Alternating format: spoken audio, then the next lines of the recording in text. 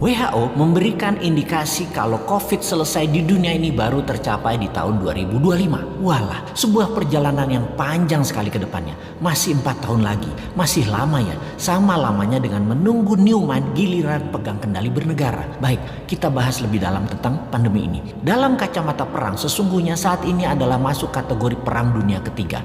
Perang dunia secara harafiah, ya artinya ada musuh bersama. Musuh bersama saat ini adalah makhluk tak terlihat, makhluk kasat mata. Karena masuk kategori perang, maka pasti ada tumpah darah, ada casualties.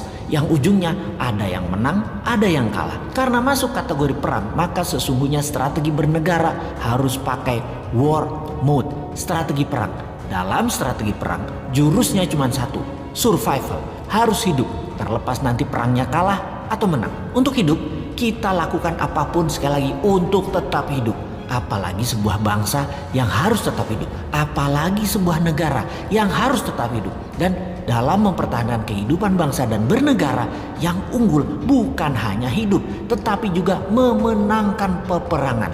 Untuk menang perang, kita harus bertempur hebat, punya mental baja, kompak, dan punya strategi jitu. Menurut pakarnya, siapa lagi yang saya ambil referensinya kalau bukan Ibu Siti Fadilah yang saya kenal baik.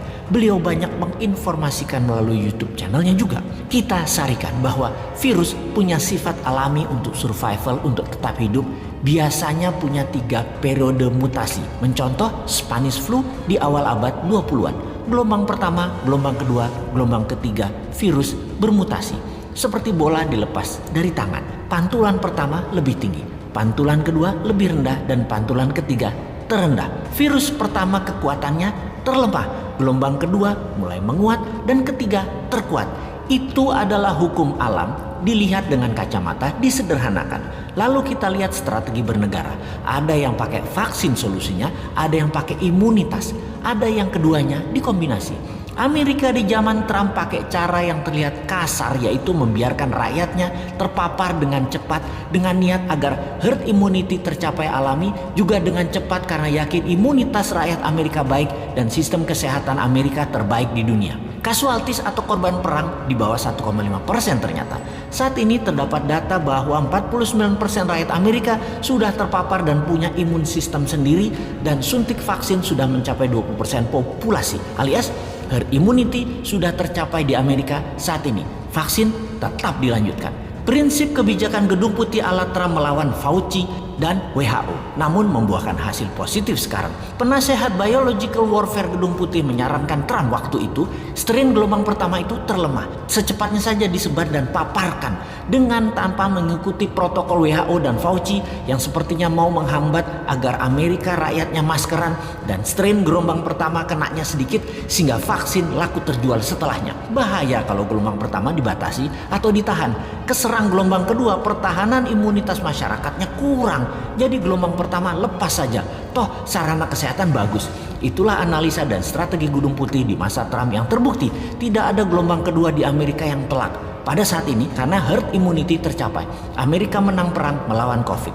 Tiongkok pakai cara kedua, terbanyak pakai vaksin lokal produk mereka sendiri, di mana herd imunitas alami tercapai 20%, yang saat ini 40%-nya ini pakai vaksin, di mana 3 bulan lagi herd immunity di Tiongkok tercapai dengan vaksin lebih dari 60% populasi dan 20% natural imunitas. Tiongkok menang juga perang melawan COVID. Gelombang kedua ketika terlambat vaksin dipakai maka akan berat karena mutasi virus sudah lebih kuat. Dan yang tanpa vaksin terpapar gelombang kedua menjadi berat lagi pengaruhnya atas kesehatan adalah benar. Strategi yang harus cepat-cepat dilakukan adalah vaksin disuntikan ke masyarakat. Di Indonesia ketika gelombang pertama ternyata hanya memapar 10%-an populasi, dan vaksin saat ini baru mencapai 20%-an populasi. Saat ini gelombang kedua terjadi di Indonesia. Sementara yang berimbas atau vaksin atau yang punya herd imunitas baru mencapai 30%-an populasi. Dan hanya mereka inilah yang mungkin kuat terhadap virus gelombang kedua saat ini. Dan mudah-mudahan sekali lagi tidak ada gelombang ketiga mutasi COVID yaitu COVID yang terakhir mutasinya yang terkuat. Kita harus segera mencapai herd imunitas saat ini, segera. Inilah hal yang kasihan pada pemerintah saat ini. Kita tidak menyalahkan hal ini sudah terjadi, tetapi kita harus melihat ke depan. Sistem kesehatan kita belum sebaik negara maju. Imunitas vitamin, makanan masyarakat juga belum sebaik negara maju. Maka yang terbaik kita bantu pemerintah saat ini dengan PPKM-nya Jawa Bali, kita taat 100%. Diam di rumah selama 3 minggu, gunakan minimum movement selama 3 minggu, makan sehat, hidup sehat, baca buku, dan olahraga. Ini semua karena sudah kadung, dan kadung juga pemerintah beli vaksin banyak banget, sampai 400 juta katanya, untuk memvaksin seluruh rakyat Indonesia. Vaksin ini ada batas waktu, ada expiration date, jadi harus cepat-cepat. Pandemi, kalau penanganannya benar, sarana kesehatan baik, dan imunitas vitamin yang didahulukan, menurut Ibu Siti Fadila, dengan 50 juta vaksin cukup kok. Kecuali pesan banyak ini karena sekaligus jadi proyek pejabatnya. Ya walahu alam.